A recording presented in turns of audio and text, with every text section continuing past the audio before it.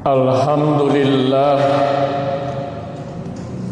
alladzi arsala rasulahu bil huda wa dinil haqq liyuzhirahu 'alad dini kullih walau karihal musyrikun walau karihal munafiqun walau karihal kafirun. Asyhadu an la ilaha illallah wahdahu la syarikalah lahul mulku wa lahul hamdu yuhyi wa yumitu wa huwa ala kulli syai'in qadir. Wa asyhadu anna Muhammadan abduhu wa rasuluh. Allahumma salli wa sallim wa barik ala Muhammadin wa ala alihi wa sahbihi wa man tabi'ahum bi ihsan ila yaumiddin. Amma ba'du fa ya ibadallah usikum wa nafsi wa iyaya bitaqwallah faqad fazal muttaqun. Qala Allah ta'ala fi kitabihil karim a'udzu billahi minas syaitonir rajim bismillahirrahmanirrahim walillahi 'alan nas hijjul baiti man istata'a ilaihi sabila wa man kafara fa innallaha ghaniyun 'anil 'alamin. Wa qala Rasulullah sallallahu alaihi wasallam al umratu ilal umrati kafaratun lima bainahuma al hajju mabrur laisa jazaun illal jannah. Shadaqallahul adzim wa shadaqa rasulih karim. Ma'asyiral muslimin sidang Jumat rahimani wa rahimakumullah. Puji syukur kita panjatkan kehadirat Allah Subhanahu wa taala. Salawat dan salam juga kita haturkan kepada baginda Rasulullah Muhammad sallallahu alaihi wasallam. Predikat muttaqin hendaklah menjadi tujuan yang utama untuk kita sandang sebagai seorang muslim. Karena ketika takwa itu melekat pada diri kita, Allah Subhanahu wa taala akan senantiasa memberikan jalan keluar, memberikan solusi dari berbagai macam permasalahan yang kita hadapi, dan juga memberikan rezeki dari arah yang tidak pernah kita sangka dan tidak pernah kita duga, sebagaimana diungkapkan dalam surat At-Tolaq ayat 2 dan 3. Wa may yattaqillaha yaj'al lahu makhraja wa yarzuquhu min haitsu la yahtasib. Pada ayat keempatnya Allah juga menegaskan ketika takwa ini melekat pada diri kita, Allah akan senantiasa memberikan kemudahan-kemudahan dalam setiap urusan yang kita hadapi. Wa may yattaqillaha yaj'al lahu min amrihi yusra. Dan pada ayat kelimanya, ketika takwa ini melekat pada diri kita, Allah akan menghapus segala kehilapan dan kealfaan, dan juga sekaligus memberikan ganjaran dan pahala yang berlipat ganda pada diri kita. Wa may yattaqillaha yukaffir anhu sayyi'atihi wa yu'jim lahu ajra.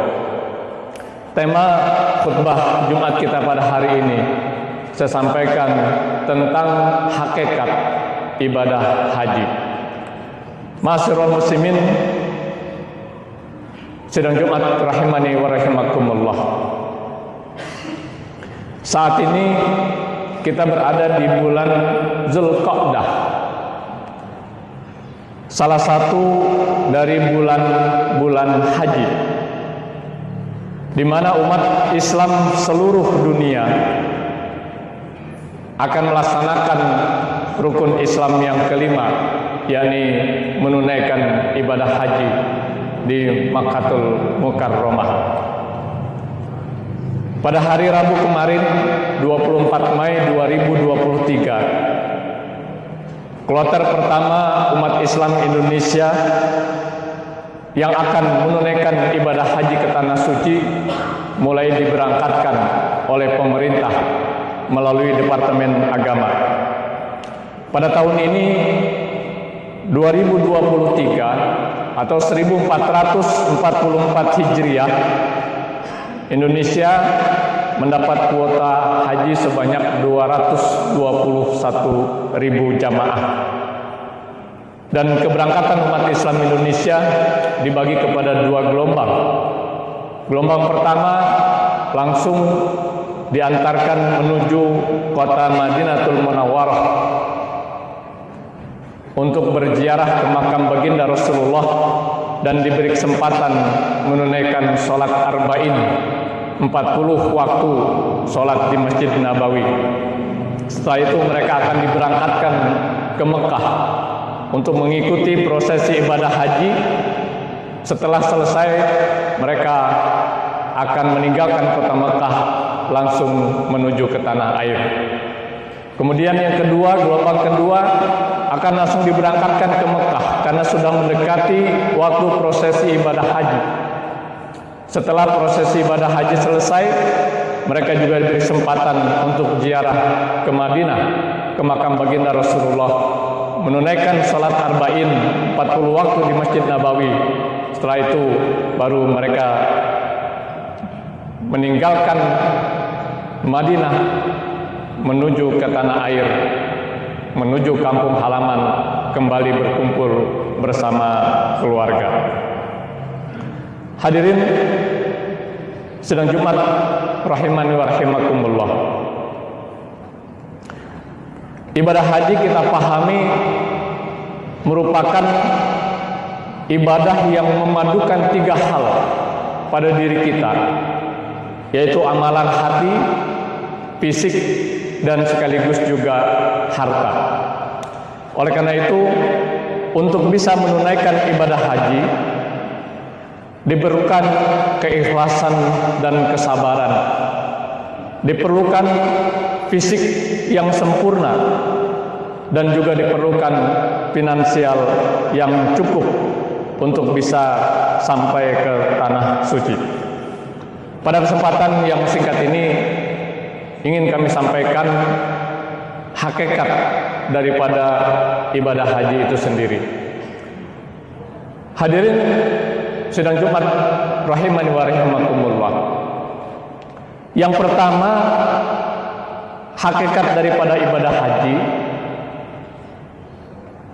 kita pahami bahwa pada saat kita berada di alam dunia sekarang ini, hanya 3 kali Allah Subhanahu wa ta'ala memanggil kita, hanya 3 kali, tidak lebih. Dan salah satu panggilan Allah kepada kita itu adalah menunaikan ibadah haji dan sekaligus menunaikan ibadah umroh. Hal ini Allah tegaskan dalam surat Al-Hajj ayat 27. A'udzubillahi minasyaitonirrajim. Bismillahirrahmanirrahim. Wa azin fin nas bil hajj ya'tuka rijalan wa ala kulli domirin yatina min kulli fajjin amik. Serulah manusia untuk mengerjakan ibadah haji. Niscaya mereka akan datang dengan berjalan kaki dan mengendarai onta yang kurus dari seluruh penjuru dunia. Hadirin sidang Jumat rahimakumullah. Surat Al-Hajj ayat 27 ini juga sekaligus memberikan satu jawaban untuk meluruskan pertanyaan yang sering diajukan kepada umat Islam. Sering kita ditanya berkaitan dengan ibadah haji, atau ada orang yang dari segi fisik bukan hanya kuat, tapi sangat kuat. Dari segi ekonomi bukan hanya mampu, tapi sangat mampu. Ketika ditanya kenapa belum juga menunaikan ibadah haji, kadang-kadang menjawab dengan ringan, belum mendapat panggilan. Hadirin sidang Jumat rahimakumullah, surat Al-Hajj ayat 27 ini merupakan jawaban dari Allah. Kalau berbicara tentang panggilan haji, berbicara tentang undangan haji, itu kita sudah lama dipanggil, itu kita sudah lama diundang. Sejak zaman Nabiullah Ibrahim alaihissalam kita sudah dipanggil, sudah diundang untuk menunaikan ibadah haji, sebagaimana ayat yang saya bacakan dalam surat Al-Hajj ayat 27 tadi. Hadirin sidang Jumat rahimakumullah. Hakikat yang kedua daripada ibadah haji itu adalah bahwasanya ibadah haji ini merupakan salah satu kewajiban dari sekian banyak kewajiban yang diperintahkan Allah Subhanahu wa taala kepada kita. Sebagaimana diungkapkan Allah dalam surat Ali Imran ayat 97. A'udzubillahi minasyaitonirrajim. Bismillahirrahmanirrahim. Walillahi 'alan nas hijjul baiti man istata'a ilaihi sabila wa man kafara fa innallaha ghaniyun 'anil 'alamin. Bahwasanya mengerjakan ibadah haji adalah kewajiban manusia kepada Allah.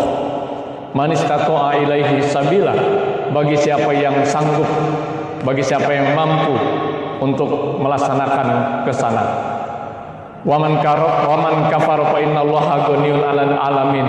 Dan siapa yang ingkar, tidak mau menunaikan ibadah haji, sesungguhnya Allah Maha Kaya atas seluruh alam semesta. Dengan kata lain, haji itu bukan untuk keperluan Allah, tapi adalah merupakan kebutuhan kita sebagai hambanya, sebagai manusia. Hadirin sidang Jumat rahimakumullah. Ayat ini juga sekaligus menjawab pertanyaan yang sering diajukan berkaitan dengan ibadah haji. Sering kita ditanya oleh seseorang dan spontan biasanya kita menjawab, ingin gak sih pergi haji? Biasanya kita akan menjawab, inginlah. Siapa sih yang tidak ingin menunaikan ibadah haji? Ya. Jawaban ini sebenarnya keliru, bahkan salah. Bukan hanya jawaban yang salah, pertanyaannya juga salah. Kenapa? Karena yang namanya haji itu bukan keinginan, tapi haji adalah kewajiban, sebagaimana yang dikemukakan Allah dalam surat Ali Imran ayat 37 tadi.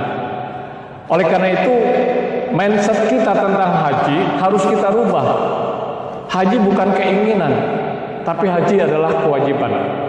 Sebab kalau mindset kita tentang haji keinginan, kapan kita inginlah baru kita menunaikan ibadah haji. Tapi kalau mindset kita haji itu kewajiban, bagaimana kita berusaha agar kita bisa menunaikan, melaksanakan kewajiban ibadah haji. Di setiap musim haji ada kisah-kisah heroik saudara-saudara kita dari berbagai penjuru tanah air untuk bisa menunaikan ibadah yang satu ini. Dan musim haji tahun ini saya melihat di media televisi seorang juru parkir yang sudah mempersiapkan diri sejak 35 tahun yang lalu untuk bisa menunaikan ibadah haji tahun ini. Dia memahami bahwa haji ini adalah kewajiban. Setiap hari dia sisihkan pendapatan parkirnya untuk bisa menunaikan ibadah haji, kewajiban ibadah haji. Dan alhamdulillah tahun ini 2023 dia bisa menunaikan kewajiban ibadah haji menuju ke tanah suci, menunaikan rukun Islam yang kelima. Hadirin sidang Jumat rahimani wa rahimakumullah. Hakikat yang ketiga, bahwasanya dengan menunaikan ibadah haji itu juga merupakan ungkapan syukur atas nikmat kesehatan, nikmat harta yang Allah Subhanahu wa taala anugerahkan kepada kita. Kalau kita bicara tentang nikmat karunia, kalau kita ingin hitung tidak akan terhitung, kalau kita ingin jumlah tidak akan terjumlah, kalau kita ingin bilang pun tidak akan terbilang. Wa in ta'uddu nikmatallahi la tuhsuha. Jika kamu menghitung-hitung nikmat Allah la tuhsuha, kamu tidak akan sanggup menghitungnya. Bagi kita memang tidak perlu menghitung nikmat Allah.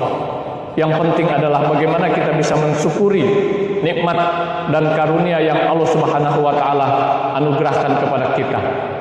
Dalam surat Ibrahim ayat ke-7, ketika kita bersyukur, atau ketika kita mensyukuri nikmat yang Allah Subhanahu wa taala anugerahkan kepada kita, Allah justru akan menambah kenikmatan tersebut. Bismillahirrahmanirrahim.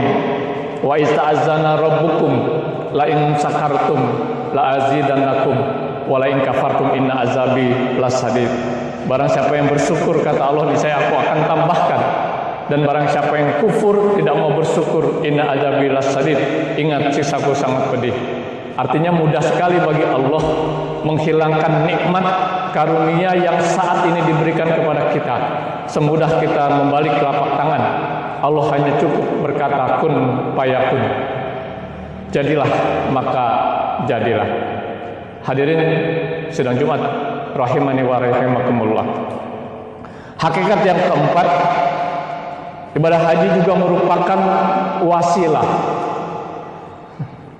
untuk membersihkan segala kehilapan, kealpaan, kekeliruan, dosa, kemaksiatan yang telah kita perbuat di masa yang lalu, dan juga sekaligus wasilah untuk masuk ke dalam surganya Allah Subhanahu wa taala.